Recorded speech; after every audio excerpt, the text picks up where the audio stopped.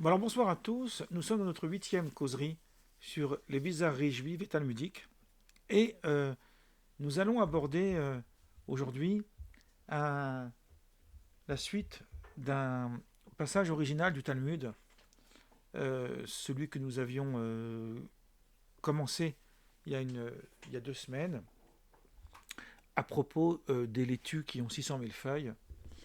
Euh, Là on va poursuivre ce texte euh, qui, euh, qui va nous parler d'un oiseau assez étrange. Et on va essayer d'articuler ce texte d'abord, et puis ensuite nous le commenterons.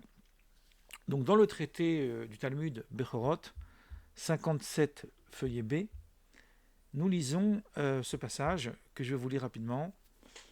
Un jour, un œuf de Bar Yochnis, alors je vais laisser pour l'instant cette expression Bar Yochni, parce que c'est une expression étrange, mais qui parle d'une certaine catégorie d'oiseaux.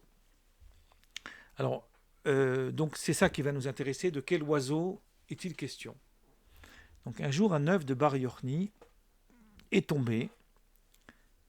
Donc l'oiseau volait dans le ciel. Il tenait avec ses pattes un œuf. Il a fait tomber cet œuf et son contenu a noyé 60 cités et détruit 300 cèdres. Il a donc commis une destruction qui est assez abominable, juste en ayant fait tomber un œuf, de ses pattes. Alors, le texte essaye de comprendre le contexte. Et il se pose la question, est-ce que c'est l'oiseau qui l'avait jeté ou il est tombé accidentellement? Et il va citer un verset de Job qui est assez étrange. Le traducteur dit que le verset de Job que je vais vous lire tout de suite est un verset qui parle de l'autruche.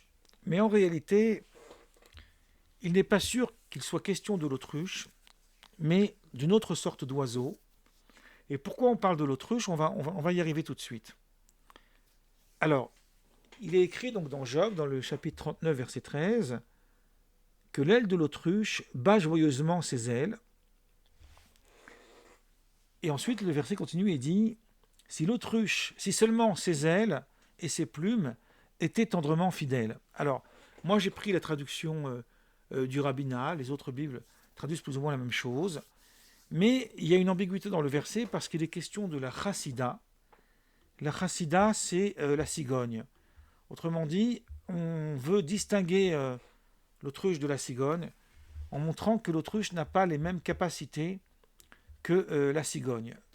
Et donc en fait, de ce passage talmudique, on va en déduire que l'autruche en général n'a pas l'habitude de perdre ses œufs. On va voir la suite des versets dans Job pour comprendre de quoi il est question. Donc le chapitre 39 du livre de Job, il nous dit, l'autruche donc bat joyeusement des ailes, si seulement ses ailes et ses plumes étaient tendrement fidèles, car elle abandonne ses œufs à la terre et les laisse chauffer sur le sable, oubliant qu'un pied peut les fouler et la bête des champs les écraser.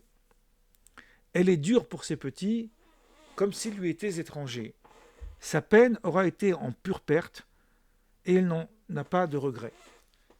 Ce que Dieu lui a refusé, la sagesse ne lui a pas permis d'acquérir, donc par l'intelligence. Mais quand elle se dresse pour prendre son élan, elle défie chevaux et cavaliers. Alors, ici, ce texte, c'est une illustration qu'on trouve dans le livre de Job, où il y a un long passage dans le livre de Job, où il est question du déroulement du monde. On avait fait des causeries sur le lien entre Job et Coëlette, puisque Coëlette, l'Ecclésiaste, parle du déroulement du monde. Et dans Job aussi, on trouve les mêmes choses. Le livre de Job étant un livre beaucoup plus long que celui de Coëlette, on rentre dans beaucoup plus de détails sur le déroulement du monde. Mais quand on va lire d'autres versets et qu'on va lire les passages du Talmud qui commentent ces versets de Job, on va s'apercevoir d'une chose assez surprenante s'agissant de l'autruche, qu'en réalité l'autruche c'est un oiseau qui n'est pas capable de voler très haut. parce que ses membres sont très très lourds. Et donc, en réalité, c'est une sorte de langage inversé pour montrer qu'il s'agit d'une autre sorte d'oiseau qui n'est pas définie. Et là, le Talmud nomme cet oiseau Bar Yochni. Dans un autre passage du Talmud, dans le traité Yoma, 80a, il est question de... On parle d'un oiseau, il semblerait, en lisant ces passages, qu'il est question d'un volatile géant, d'un oiseau géant. Et les commentateurs vont faire une analogie, donc là ça m'intéresse d'apporter cette analogie d'abord pour poursuivre ensuite. Ils vont faire une analogie avec certaines sortes d'animaux qui sont empreints de diverses de diverses mythologies, excusez-moi, et qui figurent dans la littérature juive. On trouve par exemple le Léviathan. Alors ça, vous connaissez tous le Léviathan. Le Léviathan, qu'est-ce que c'est ? C'est un poisson immense, une sorte de baleine, qui aurait été créé pendant les 6 jours de la création par Dieu, mâle et femelle. Et voyant que s'ils se multiplient, ils sont à même de pouvoir détruire le monde, donc Dieu aurait détruit la femelle, ne laissant que le mâle, qui subsiste depuis toute l'éternité. Et le Midrash, c'est rapporté aussi par le Talmud d'ailleurs, nous dit qu'il est réservé pour le repas des justes à la fin des temps. Dans la finalité de l'histoire, il y aura un repas des justes. Et nous avons déjà le menu, même si on n'a pas encore commencé à manger, on connaît le menu, puisqu'on va manger du Léviathan. Il est aussi question d'une sorte de buffle qu'on appelle le shor. Le shor, c'est aussi un taureau. Le shor à barre, qui est d'une puissance phénoménale et qui, avec un coup de patte, peut soulever des longues parcelles de terre. Et lui aussi, il a été créé et il est réservé à la fin des temps. Il est question aussi d'un vin. Alors, vous savez que plus le vin vieillit, plus il est de bonne qualité. Alors, pour faire une petite digression, le Talmud, j'ai étudié ça quand j'étais enfant et ça m'a toujours marqué, dit une chose amusante à propos du vin, du miel et de l'huile. Je crois qu'il ajoute autre chose. Bref, laissons ma mémoire qui flanche. Je sais que c'est dans le 3e chapitre du traité Bava Metzia. De quoi s'agit-il ? Donc, il y a le vin, le vinaigre, le vin, l'huile et le miel. Ces 3 aliments ont une caractéristique semblable. Si vous prenez par exemple une pomme, une poire, un abricot, une courgette, ce que vous voulez, vous allez vous apercevoir que d'abord elle est pas encore comestible. Ensuite, elle devient mûre.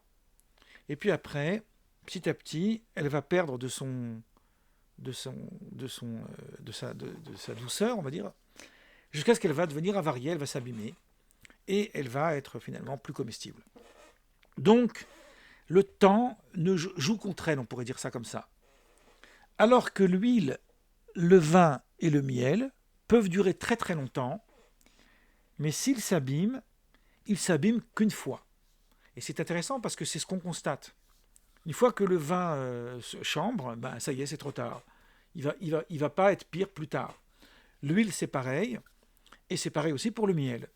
Mais ce sont des bien conservés, ils peuvent durer des années et des années.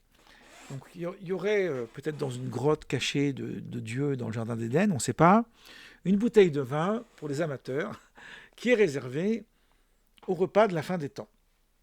Et on parle d'autres choses qui sont moins connues dans le Midrash, dont ce Bar Yochni, qui serait donc, suivant la mythologie, alors il y a des choses intéressantes dans Wikipédia qui parlent de ça. Alors on pourrait comparer ce volatile au phénix. Vous savez que le phénix, c'est un immense oiseau aussi, qui ressemble à l'aigle. Sauf que le phénix n'est pas censé procréer, alors que là, le Bar Yochni porte un œuf. Et il y en a d'autres qui vont faire le lien avec de de la mythologie de religion très ancienne. Alors, on mentionne le Zend-Avesta, le Varagma, le Ziz, sont des termes que j'ai vus un petit peu sur Internet, qui parlent en fait d'un oiseau qui a une force phénoménale et qui est surtout immense. Donc on a des textes assez étranges qui nous disent que cet oiseau, s'il était amené à jeter son œuf des hauteurs, il détruirait, comme on a dit, des villages entiers. Pour reprendre le texte, il noierait donc 60 cités et 300 cèdres. On avait expliqué la semaine dernière, et il faut garder ça à l'esprit, parce que c'est des choses qu'on va aborder souvent, que les chiffres ne sont pas anecdotiques, qui représentent des allusions. Par exemple, ici, on a 60 cités, et 60, on retrouve dans 60 le chiffre 6, dont les 600 000 feuilles qu'on avait parlé il y a 15 jours, dont on avait parlé dans le passage du Talmud juste précédent, et les 600 000 âmes des Hébreux qui sont sortis d'Israël. Il y a aussi une allusion au 6 avec le 666 de l'Apocalypse. Moi, je ne vais pas rentrer ici dans les détails précis, mais on voit que le 6 est relié aux 300 cèdres. Il y a une sorte de lien entre le 300 et le 600, parce que c'est une sorte c'est la moitié. Le 3 et le 6, pas le 300 et le 600, parce qu'ici c'est 60 et 300. Donc il y a toujours quelque chose qui permet d'y voir un lien. Alors, ici on pourrait se poser une question, puisque j'avais dit que certains auteurs ont osé montrer qu'il y aurait dans ces textes-là des allusions sur des découvertes plus tardives. Alors je ne suis pas du tout d'accord avec ça, mais ça reste intéressant de montrer, parce qu'il y a ici une sorte de double tranchant. Ici, tout de suite, on peut imaginer qu'il s'agit d'un avion, puisque l'oiseau, c'est un avion militaire, qui va larguer des bombes. On pourrait tout à fait faire un lien avec un avion. D'ailleurs, une bombe, ça peut ressembler parfois, c'est un œuf allongé, mais ça ressemble à un œuf, qu'on jette comme ça, et qui détruit des villages entiers, qui tue des vies. C'est assez terrible. Donc des gens pourraient dire, voilà, le Talmud savait qu'un jour viendra où on pourrait lancer des hauteurs, des bombes. Alors, je vais tout de suite évacuer cette idée de croire que les rabbins du Talmud avaient connaissance d'événements futurs. On a dans la littérature et dans le cinéma, j'aime bien faire des liens avec la littérature et le cinéma, vous le savez, des films, des livres qui traitent du voyage dans le temps, donc qui essayent d'imaginer à une certaine époque, c'est-à-dire à notre époque par exemple, ou si c'est un film des années 50, on pourrait dire un film des années 50, comment le monde sera dans 50 ans, dans 100 ans, dans 200 ans, dans 300 ans. Il y a des choses sur lesquelles ils voient juste, il y a des choses sur lesquelles ils se trompent un peu.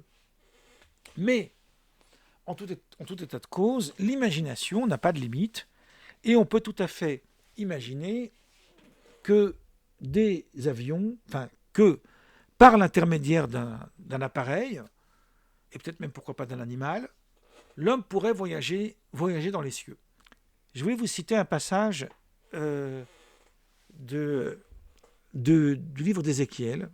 Donc dans Ézéchiel, on lit « Tu diras, ainsi parle le Seigneur, l'Éternel, un grand aigle aux longues ailes, aux ailes déployées, couvert de plumes de toutes couleurs, vint sur le Liban et enleva la cime d'un cèdre. Il arracha le plus élevé de ses rameaux, l'emporta dans un pays de commerce et le déposa dans une ville de marchands. Il y avait un autre aigle, grand aux longues ailes, au plumage épais, et voici du parterre où elle était plantée, cette vigne étendit avec avidité ses racines de son côté et dirigea ses rameaux vers lui afin qu'il l'arrosât. Elle était plantée dans un bon terrain, près d'une eau abondante, de manière à produire des branches et à porter du fruit, à devenir une vigne magnifique. Dit, ainsi parle le Seigneur, l'Éternel prospérera-t-elle? Le premier aigle n'arrachera-t-il pas ses racines?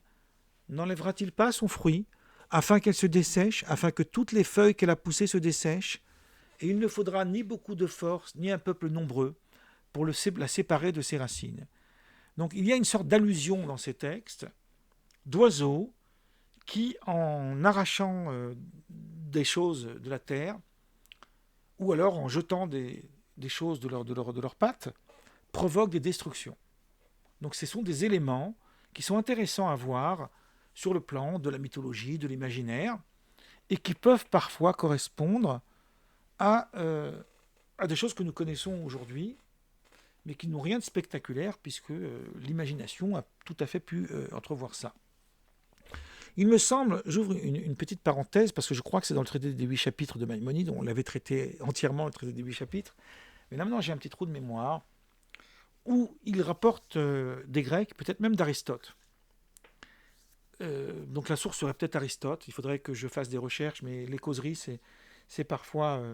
on peut aussi aller à tâtons, hein, c'est fait pour ça, les causeries, où il parle de l'imagination. C'est un sujet très, très profond, l'imagination, c'est quelque chose de très, très profond. Et on dirait à propos de l'imagination qu'en réalité l'imagination est fondée sur des associations. Autrement dit, nous n'avons pas les capacités d'inventer quelque chose de, on pourrait dire ex nihilo, de purement nouveau. On va associer des éléments ensemble. Pareil pour le rêve. On va associer des éléments ensemble.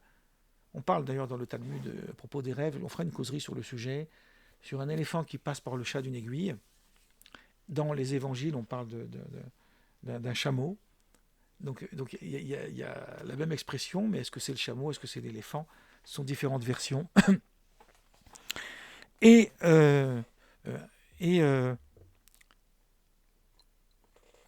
donc l'imaginaire associe des éléments qui ensemble a priori ne cohabitent pas, mais il va imaginer la cohabitation. Un exemple, on peut donner un exemple. Quelqu'un voit une maison volée. Alors la maison volée, ça peut être comparable actuellement à l'avion justement. La maison qui vole, parce que l'avion en réalité est une grande maison, c'est comme un bateau, c'est aussi une grande maison.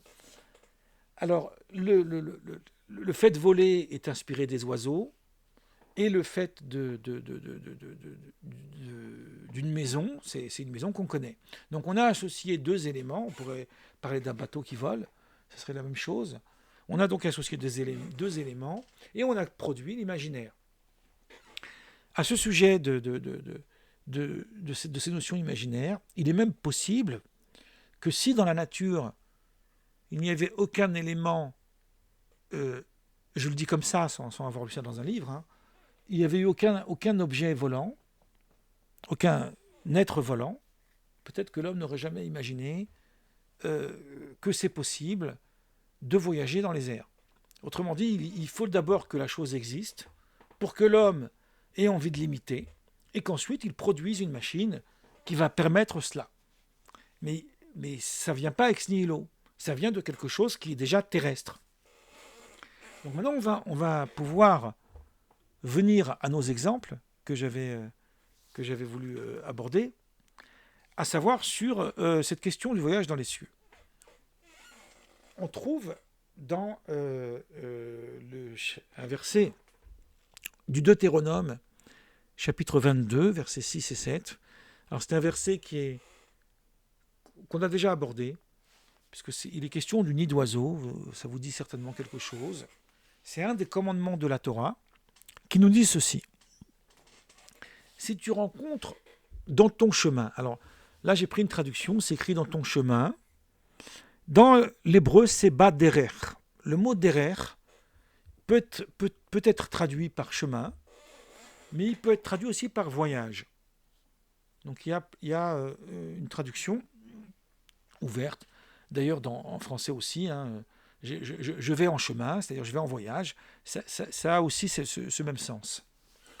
Donc si tu rencontres dans ton chemin un nid d'oiseau sur un arbre ou sur la terre, avec des petits ou des œufs, alors, il est encore question d'œufs et d'oiseaux ici, tu laisseras aller la mer et tu ne prendras que les petits afin que tu sois heureux et que tu prolonges tes jours.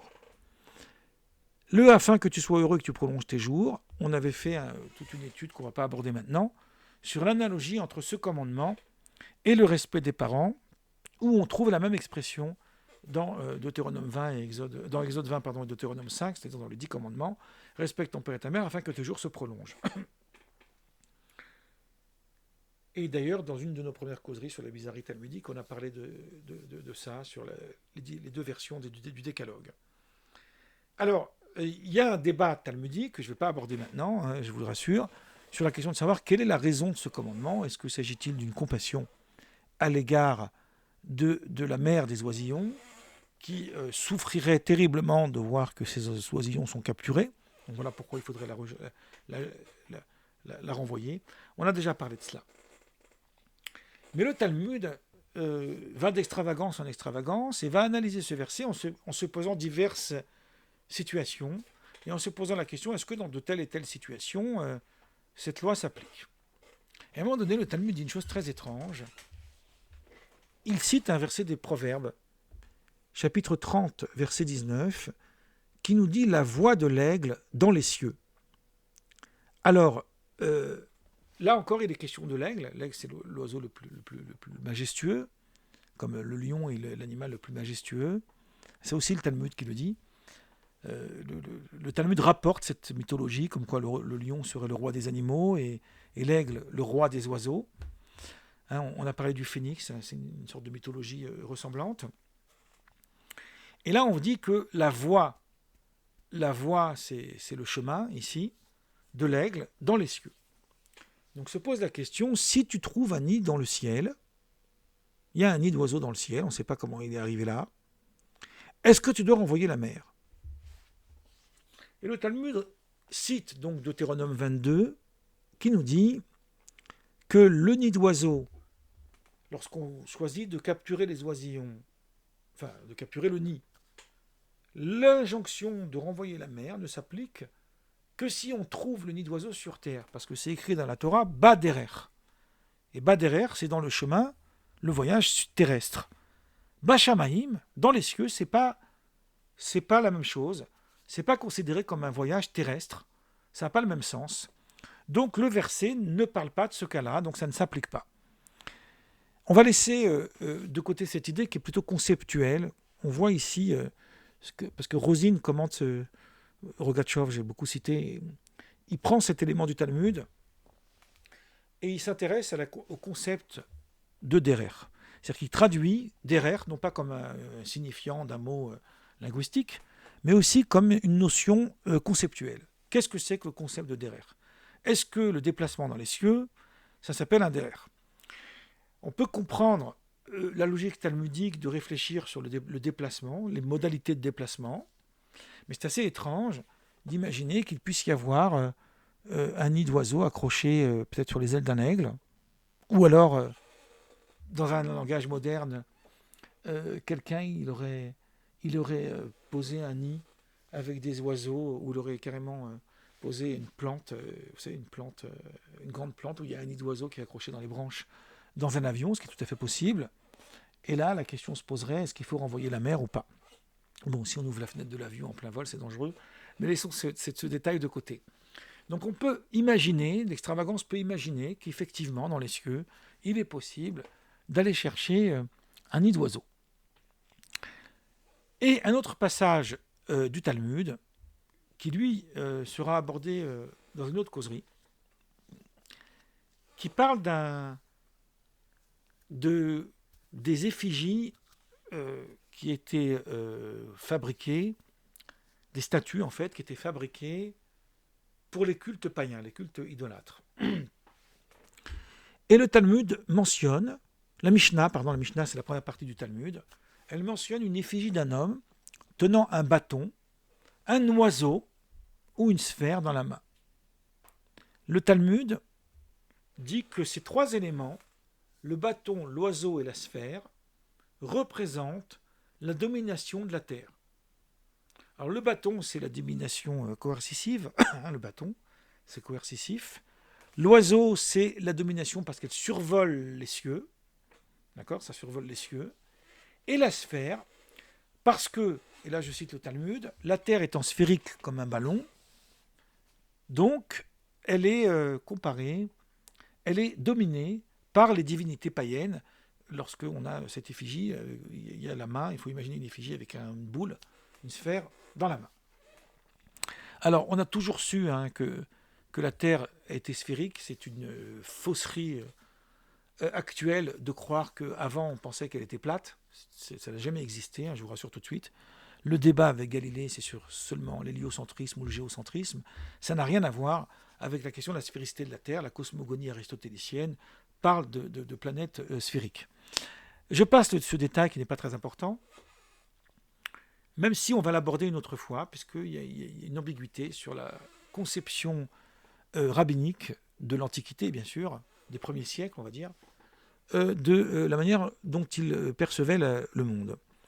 Mais le Talmud de Jérusalem, sur ce même passage, rapporte une histoire d'Alexandre le Grand.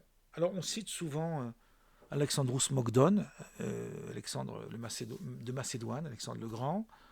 Dans le Talmud, on raconte, c'est vrai ou c'est pas vrai, peu importe, qu'il aurait eu des débats avec les rabbis de son temps. On dit que Aristote, le maître d'Alexandre le Grand, c'est son maître alors qu'il est mort avant lui, il est mort après lui, pardon, aurait rencontré Shimon le Juste, vous avez peut-être entendu parler, on cite dans le Maxime des Pères un certain Simon le Juste, Shimon Hatzadik. Voilà, sont des choses qui sont assez intrigantes. Il y a eu évidemment des liens entre les sages grecs et les rabbis d'Israël, mais rentrer dans les détails historiques, c'est complexe, et même avec les Romains d'ailleurs. Mais on rapporte à plusieurs endroits qu'Alexandre le Grand a pris des conseils auprès des sages pour des grands périples. On sait qu'il est allé en Afrique, etc. Alexandre le Grand a beaucoup voyagé, mais je parle de ce que cite le Talmud. Et là, tout d'un coup, on nous raconte qu'Alexandre le Grand aurait voyagé dans les cieux. Alors, quand on va décrire différents textes, que ce n'est pas la peine que je vous les rapporte dans les détails ici, on s'aperçoit qu'il est question d'un voyage avec un grand oiseau, un grand aigle, et avec un moyen technique d'une pitance accrochée à une tige. Alors, je dis ça de mémoire parce que je n'ai pas retrouvé le texte, j'ai cherché cet après-midi, je n'ai pas réussi à le retrouver, où l'oiseau va essayer d'attraper, mais il n'arrive pas parce que ça s'éloigne de lui à chaque fois. Et finalement, il arrive dans un espace, on pourrait imaginer l'espace, où là, il voit la Terre sphérique. Parce que quand il descend, il dit qu'il a vu que la Terre était sphérique et que l'océan entourait la Terre. On verra cette question de l'océan qui entoure la Terre, qui est assez complexe. Et donc, on voit encore une imagination des sages. Alors, pas sûr, cette histoire n'est certainement pas vraie historiquement, mais on voit l'imagination des sages assez extravagante d'imaginer qu'on puisse voyager dans les cieux. Donc, il n'est pas impossible d'imaginer qu'un oiseau puisse avoir fait tomber un œuf en volant. Mais il y a un récit, j'ai pris plus de temps que d'habitude aujourd'hui, mais c'est pas grave, parce que je voudrais conclure ce passage, on a brossé pas mal d'éléments, avec un récit chassidique qui va complètement, on va dire, matérialiser le récit que je viens de vous dire, que je viens de vous raconter. On raconte qu'à l'époque des Lumières, il y a eu ce qu'on appelle la Haskalah, vous avez déjà entendu parler. La Haskalah, c'était les Lumières juives, et les membres de la Haskalah voulaient interdire les écoles talmudiques, en prétextant, certains des membres, parce qu'il y avait des membres de la Haskalah qui étaient comme des gens plus sérieux, en prétextant que le Talmud, c'est une œuvre niaise, on raconte là-bas des futilités. Et un des rabbis chassidiques de Lubavitch aurait été convoqué par une commission en Russie, et cette commission aurait donc mis en procès le Talmud. Alors il faut savoir qu'en réponse aux arguments, etc., ce rabbi a écrit un très gros livre que j'ai ici. Alors c'est un livre en hébreu, et c'est très très très difficile à lire, vous voyez, c'est un livre assez épais, où il aborde tous ces questionnements liés à la théologie, liés aux découvertes de son temps, etc. Bon, c'est un livre plutôt mystique, ça touche beaucoup la mystique. Mais on aurait raconté qu'on lui aurait cité ce passage du Talmud pour lui dire, bon, c'est un passage un peu idiot, qui nous raconte qu'un oiseau aurait fait tomber un œuf. Bon, s'il fait tomber un œuf, ça n'a pas beaucoup d'incidence. Là, ça aurait détruit des villages entiers. Et le rabbi ne se serait pas démonté, et il aurait répondu de la manière suivante. Il aurait dit, imaginez par exemple que la Russie, la Grande Russie, décide de faire la guerre avec d'autres pays voisins. On peut imaginer aujourd'hui avec la guerre en Ukraine. Et que le Parlement décide de faire cette guerre pour des raisons qui sont tout à fait légitimes, on va dire entre guillemets. Et le problème, c'est qu'il faut l'accord du tsar pour que cette guerre puisse avoir lieu. On peut imaginer ça même avec un autre pays, l'accord du roi ou l'accord du président. Et donc ce président va signer un document spécifique, officiel, pour permettre d'entrer en guerre. Et là, ils vont entrer en guerre et il va y avoir des milliers et des milliers de morts, il y aura des destructions terribles. Quelques décennies, ou voire même peut-être pourquoi pas quelques siècles plus tard, un historien va raconter le récit et il va écrire « À cause de l'encre qui a glissé sur une feuille de papier, des millions d'êtres humains sont morts. » Cette phrase qui est assez belle, comme ça, dite comme ça, est complètement délirante. Comment on peut imaginer que de l'encre qui a glissé sur un papier puisse provoquer une telle destruction? Et là, le tsar, il a compris la sagesse. Qu'en réalité, parfois, il ne faut pas voir les choses littéralement, mais il faut imaginer que nos actes, aussi anodins soient-ils, peuvent avoir des conséquences immenses dans le monde et dans la continuité de l'histoire. Un être humain, parfois, par un acte anodin, peut, par ricochet, c'est l'effet domino, parvenir à des conséquences dévastatrices. Voilà en gros la manière dont on pourrait lire ces textes en échappant à une lecture purement apologétique. Voilà, je vais m'arrêter là.